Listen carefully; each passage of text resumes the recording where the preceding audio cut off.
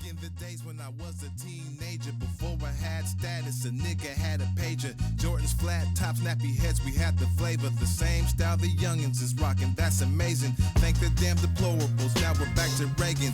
Brothers had it horrible, rolling back the sanctions that benefit the poor, you know actions of a racist. For the black, there's no slacking, back to basics.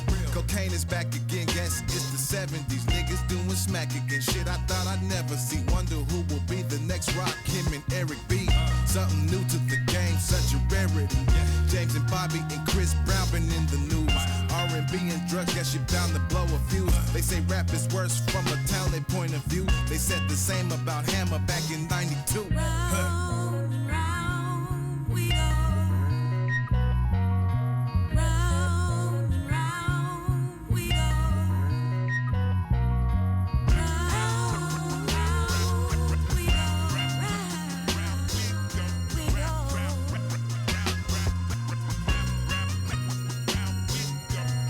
we go.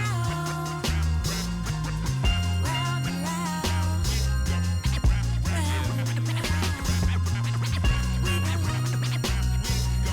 Look at the youth, they gang banging the same that we was. Look at OG, he was pimping, then came to Jesus. Sun's coming out, summertime is a change of seasons. Murder rate increases, it's like a rerun. Transgressions is syndication, TV's on.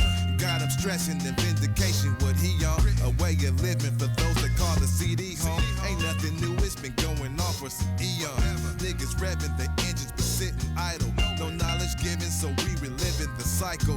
Who among us is man enough to break the cycle instead of making rivals? It's like we hate survival. I'm reversing the curses that was passed down from Gramps down for my son and make it final.